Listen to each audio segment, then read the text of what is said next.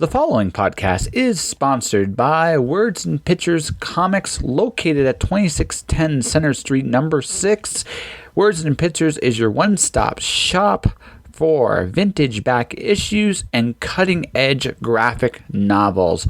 Awesome service, great shop. Check them out. Welcome, everyone, to episode 245 of Just Joshing. I am your host, Joshua Pantellaresco. I write stuff and podcast too. Today, my guest is Kully Melathopolous.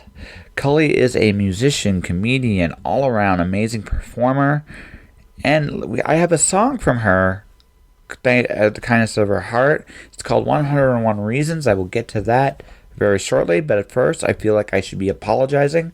The podcast is late this week because of Creative Inc. I was on the road until just as tonight. I'm back from Vancouver. Creative Inc. was a great show. Sandra Wickham did a wonderful job with it. If you're a writer that is learning to improve their craft, or I figured out what shows like this actually do. And it's something that's very valuable and needed. And in the interviews in the coming weeks, I talk about this in great detail. But shows like this are about giving people permission to write. And actually the courage to go forth and going out there and, looking at people like Rob Sawyer and Kelly Armstrong, looking at them and how successful they are, giving people the permission to go for the same things that they did, which I think is an incredible, incredible thing. So Creative Inc. was a fantastic show.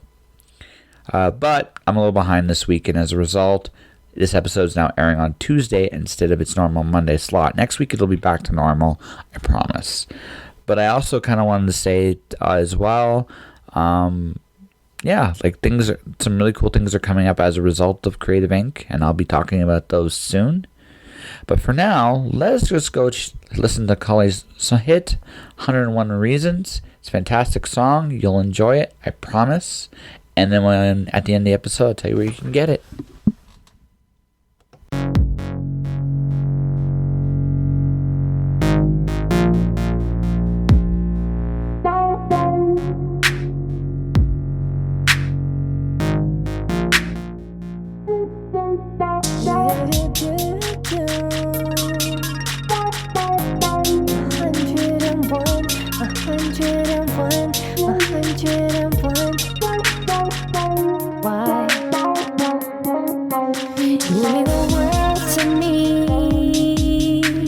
Everything I need. You give me purpose, you give me hope. You fit so perfectly in between my knees. Amplify my energy. You took the time to figure me out, and I appreciate that. You give me comfort when no one's around. You always got my back. You put my mind at ease. Taught me to live and just be. That's why I love you. That's why I love. That's why I love. That's why I love you.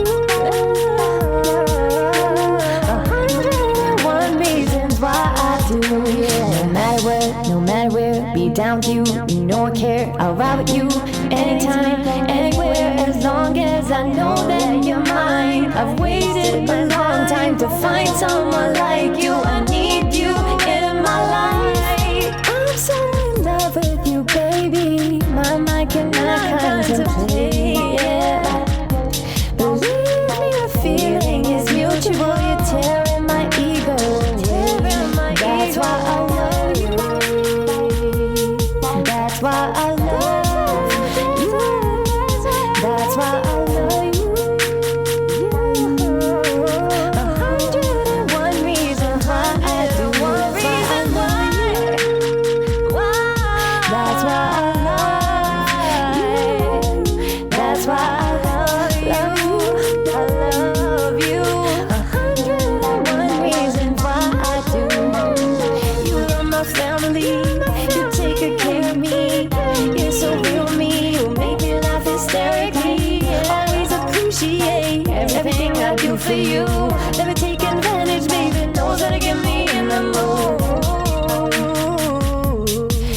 That's why I love you.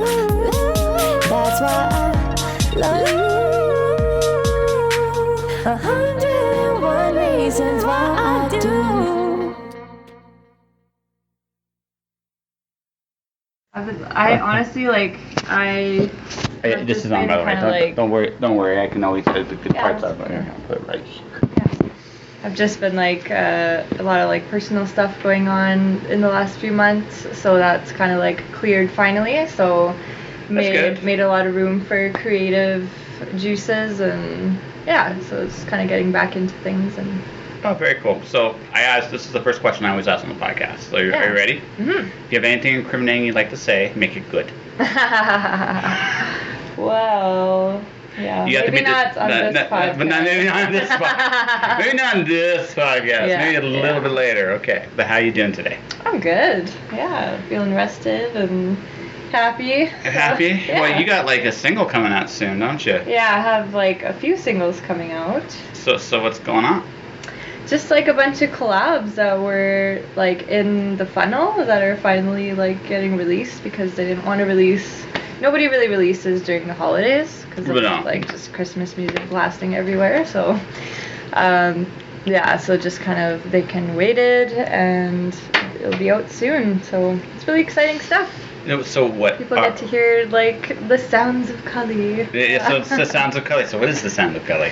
It's just super raw, soulful shit. And the 3 singles that will be out soon, 2 of them are going to be on CBC and stuff. It's awesome. They're going to be.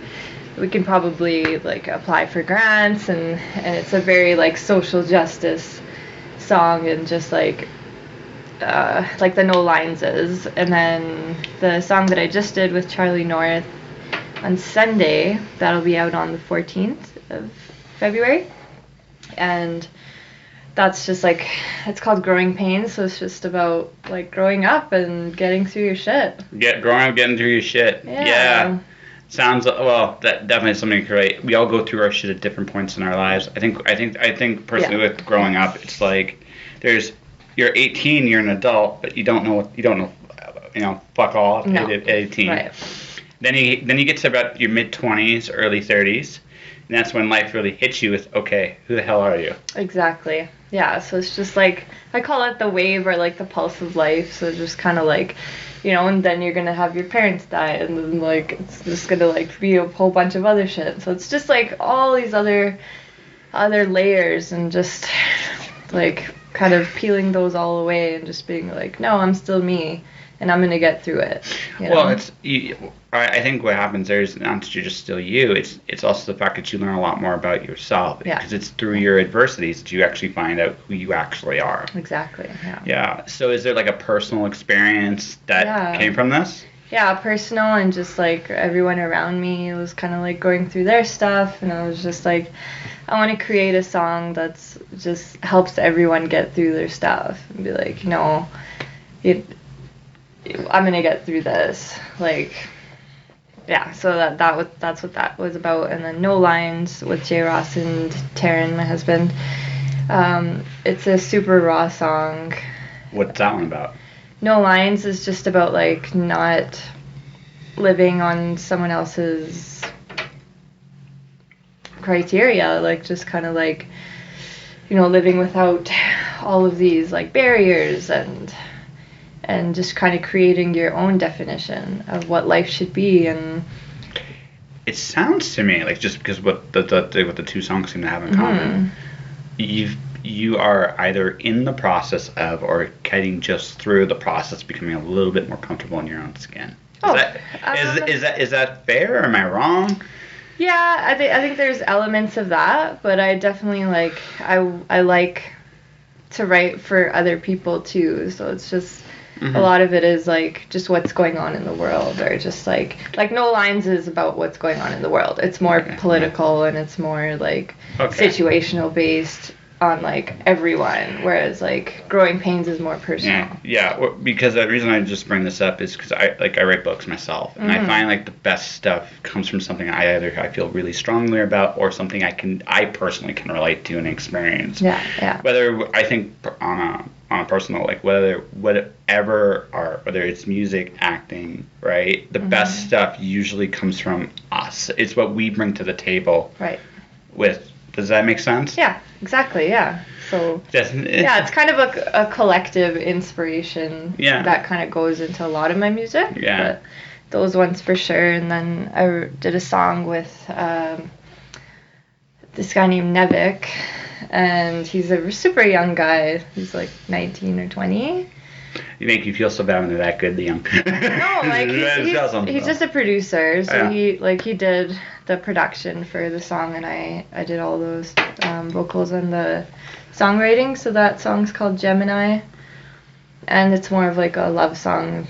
So kind of like bringing like the sweetness back in, because the No Lines is like pretty like raw and harsh, abrasive, I would say. But yeah, so whereas this one's more like a pop song kind of deal. No Lines is not. No, not No Lines, like the Gemini. Gemini? Yeah. Is it? I mean, in yeah, comparison. it's more like mainstream, like trappy pop. Yeah. There's nothing wrong with that. Yeah. So you seem to definitely be expanding out. Like, is this like the path you're going to go forward? More music, more performance kind of stuff. For sure. Yeah. So what's your dream? Where do you want this to go?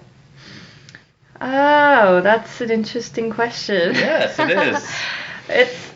It kind of changes all the time. Like I feel like there's definitely a void in the music industry for somebody like me, like a East Indian sort of like R&B, like hip hop, and I have like Indian elements in my music as well when I'm singing. So like Indian girls and the Indian music industry in general doesn't have anyone like me. But I don't know if like the Canadian market and the American market, I don't know how they would react. So I mean, but there's only one way to find out, though, isn't there? Yeah, for sure. So I don't know if I want to go sort of that big. I just want to focus on music right now and making music, and then getting that music to the right people. Yes. So okay, I'm gonna be unfair here. The right people is like an audience, or like producers, like just get it on the right platforms, and just get it in front of the people that need to hear it. So like yeah. Okay, fair enough. Mm-hmm. Good luck. Yeah, thanks. Yes. So let's see here. So you've done music, and so you're talking about like you're a comedian as well, and you do like a variety of different like troops, improv, solo stuff as well. Yeah, that's something like I'm gonna be starting this year. So I wouldn't say like I'm a comedian, but like I definitely want to incorporate music and comedy and videos, and just like create like more of like a channel, like a YouTube channel, where I can do all that stuff and just like have more of a visual. Like kind of like skits, like doing like skits kind of deal, or like. Yeah, like Indian people love comedy, and just like everyone in the world loves comedy anyways. Absolutely. So like, yeah, I just think it's a really therapeutic and like medicinal sort of. Laughter is true rebellion. Yeah, like, for sure. And like the biggest comedians in the world, like they did it because of something shitty that happened to them in their life usually. Like, you know, it's therapy. So. Well, it's therapy, absolutely. I mean, it's also just an observation of the absurd, because the world is a pretty absurd place sometimes. It's just like everything. You look around you, just like. Sometimes you just take a step back, look at it, kind of grin. It's like, this is silly, and it is silly. Yeah. And comedy, when it's at its absolute best, is when it paints. It shows the world through a lens that's a little uncomfortable. Yes. Right, but also you can laugh at, and like it makes you more aware. That was one of the reasons why I loved when it was on The Daily Show with Jon Stewart. Yeah. You showed the absurdity of. Yeah. the world in a really, really fun way. Yeah. And I thought it was brilliant, and I think there's room for more of that in the world. Absolutely. No, that especially today, there's more room for that than there ever was. Absolutely. He just got tired of doing it, and I can understand that. You do that long, you need a break. You gotta do something a little different. So is that where you want to go for your comedy, or do you have do you have other things you'd like to actually do? Like, what do you mean? Like, well, there's different kinds of comedy. Like, there's the social justice observation comedy, like Stewart. There's like the very much in your face kind of stuff that like old school Eddie Murphy used to do. Then there's like or there's like stereotypical stuff like I can't remember her name, Margaret Cho. She did that stuff with talking about her family and stuff like that. So like, where do you see yourself? Like, where does that actually work with you? I think like on video it would be something different. Like I like using lots of visuals and stuff, but if I was doing like stand up on a stage, then I would be more like just making people uncomfortable, making fun of myself, and just like saying really absurd things that like, what can people really say? Like, I feel like you get so many free passes with comedies, and if you're really intelligent about it, you can like open people's minds up in such a different way, where they're like, oh, okay, usually I wouldn't laugh at that, but like the way you said it, like the way it's presented, I can laugh at that, and like I can feel okay with myself. I don't feel like a shitty person. Well and I don't feel like you are a shitty person for saying that either, because the way you did it was so intelligent. Well, again, comedy can inform, and when comedy informs, it's actually it's a good tool to do that. Yeah. It's, I think, a little harder to do that today because there's a lot. We live in a more offense, like a culture that gets very easily, I would say offended, but that's not quite the right word, defensive about anything that makes them uncomfortable. We're a lot more, we live in a bubble. I think everybody lives in their bubble a lot. I think a lot of people do want to get uncomfortable though. Yeah. Like there wouldn't be this success in the comedian or the comedy industry that there is now, with like everyone having their own specials. Like there is definitely a niche where people want to be offended and they want to hear like the most ridiculous stuff, because other stuff is boring. I'm like, yeah, everyone can get along and like not offend each other, but do they really want that? Because there would be no news if they did that. Well, it's true. Well, again, the world is a certain place. Like, you can just don't have to look very hard, and you can find something weird or they'll bizarre. find something wrong with something. Like, Absolutely. if everything was perfect, people would still find something wrong with something. They would always want to complain, and that's just what their human nature is. And music and comedy is a way for people to say things and deliver a message that people wouldn't be able to do otherwise. All right, so since you do music and comedy, you've thought of combining the two?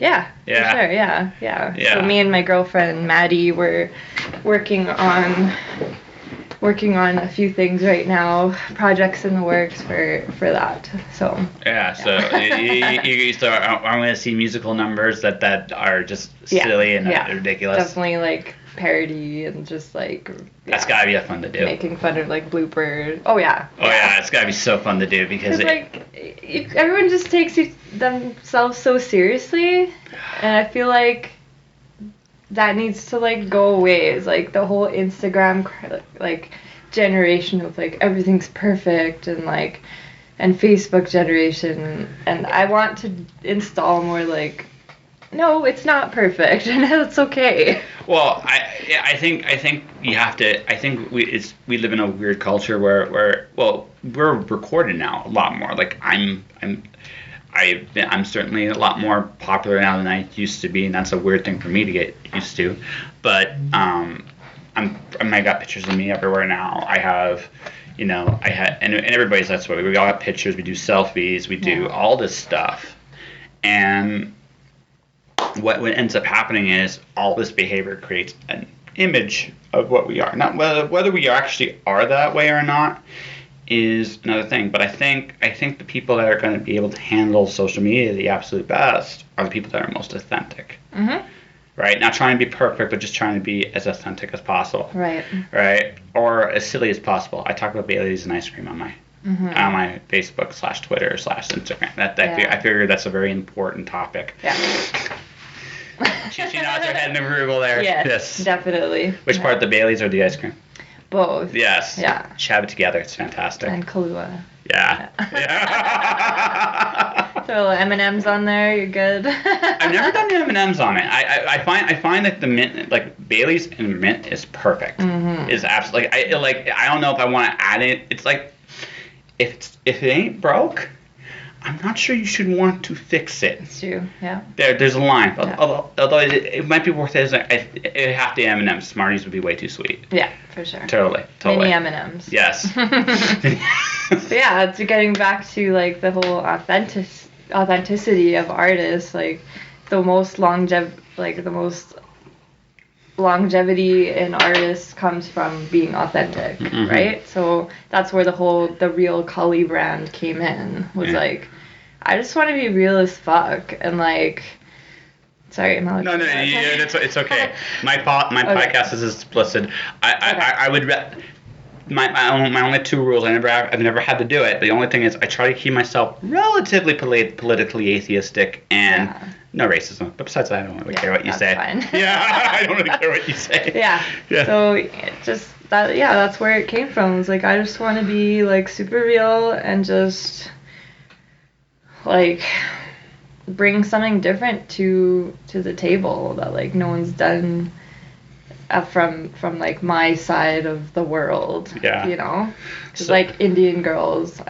So I should ask this. So like, you sound like you're from here. Are your parents from India? Yeah. So you're first generation here? Yeah. Okay.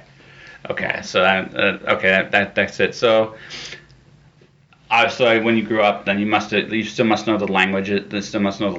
Yeah. So I still know. Like Punjabi is what I speak, and like I came from like a broken family, which is like very rare in the Indian community. So my mom raised us on her own, and I was like the youngest of 3. All right, so are the 2 older brothers or sisters? So I have an older brother and an older sister. Yeah. So I was kind of like really, really quiet till like junior high school, and then I started kind of like finding my voice and just like being more outgoing. And then after high school, when I moved out of my house, and I kind of like at 18, which is also very it's also very unorthodox in my culture.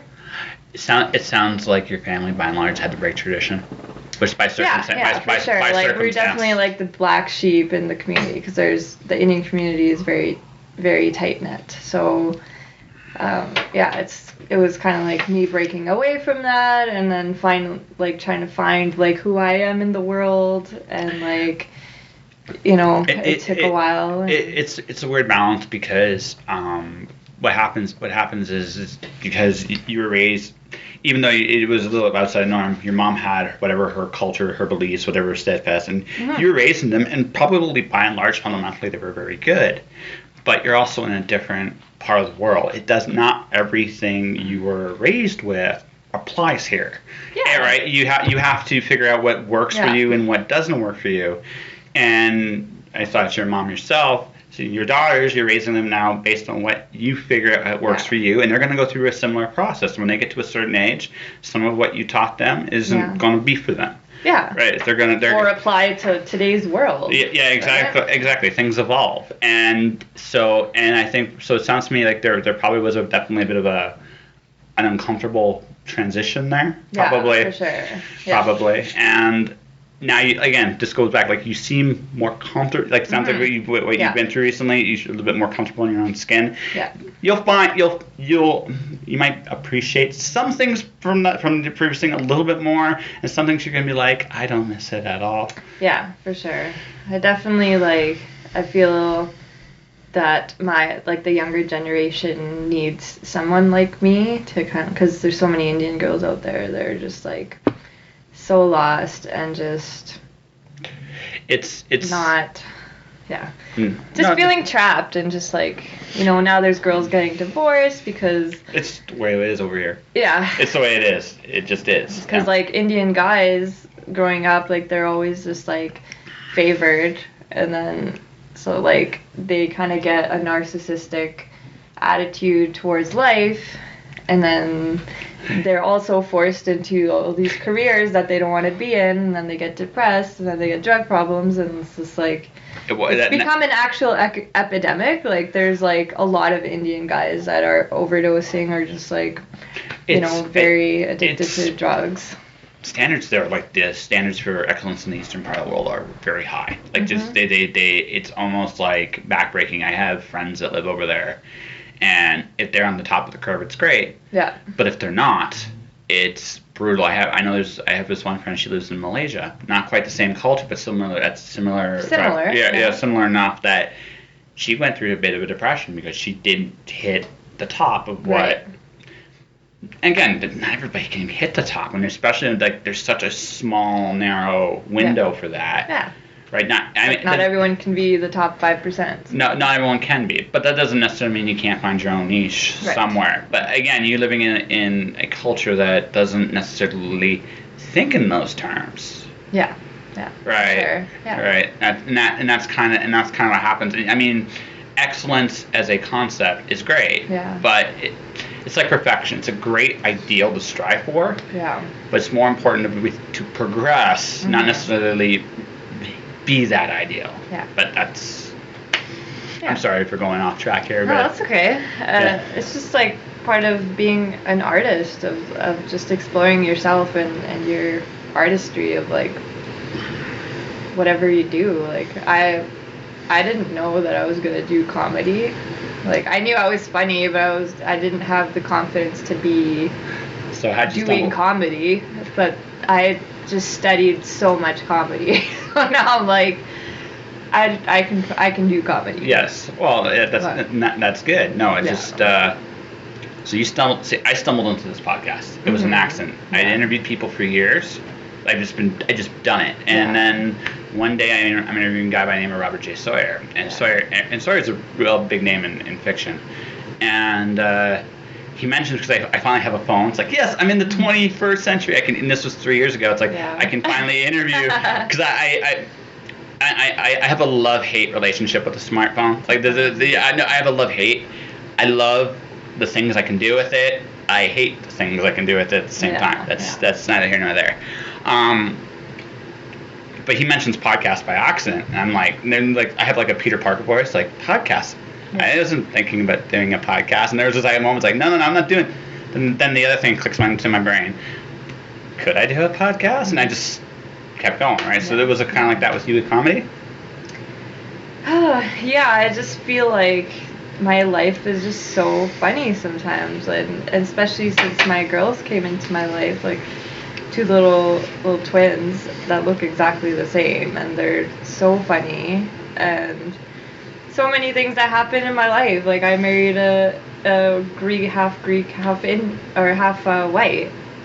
guy, so it was just like all of the cultural stuff, and then like me trying to explain to him what, like, this girl is my niece, but she's like related through all these weird ways that she's not really my niece, but she calls her and there's all these like it's just, I just started like thinking about them all and like writing them all down, and they're really funny. So my girls are super funny. And they must teach you stuff every day. Yes.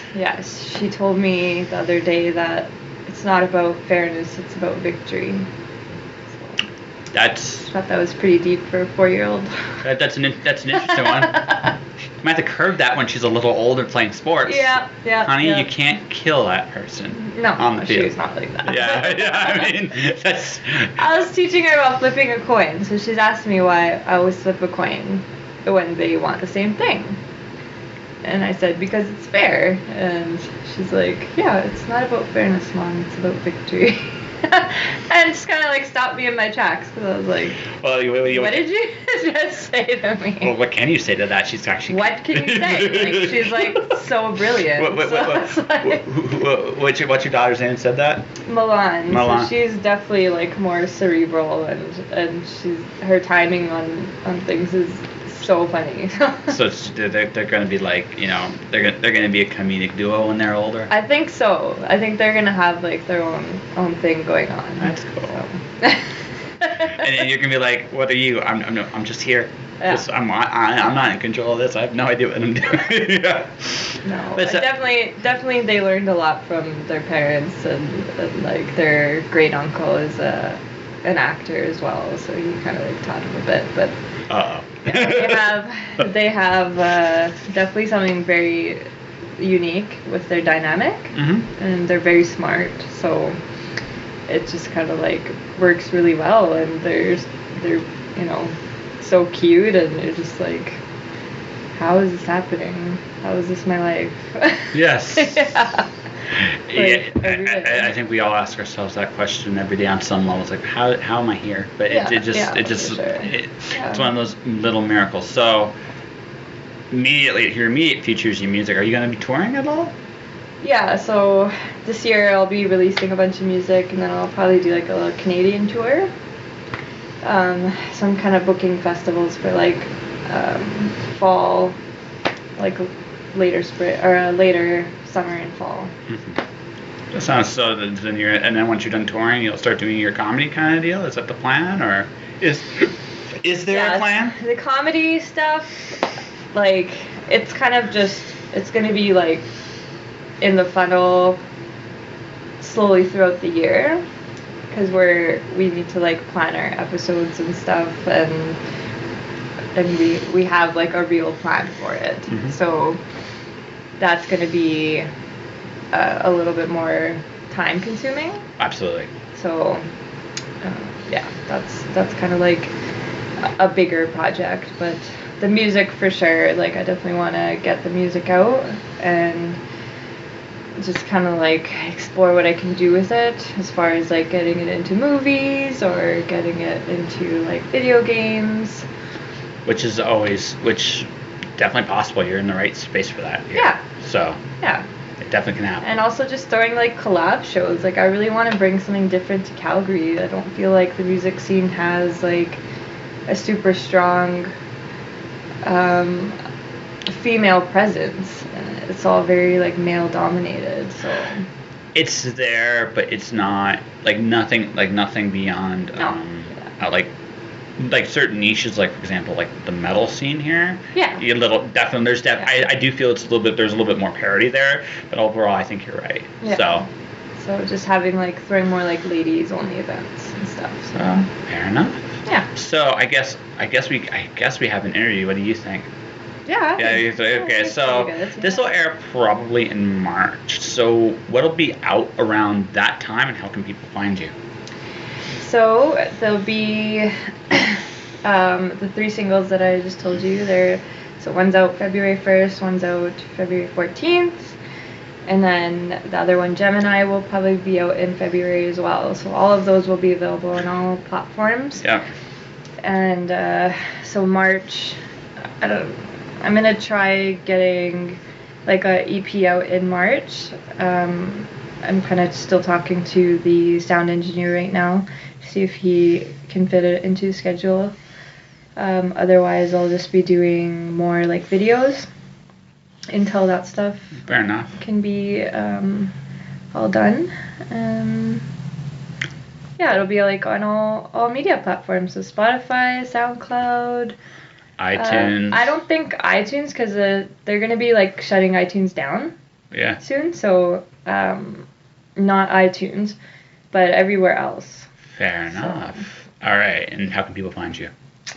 You can find me on pretty much anything, like just search Kully on YouTube or The Real Kully. The Real Kully? Yeah. Is it at The Real Kully?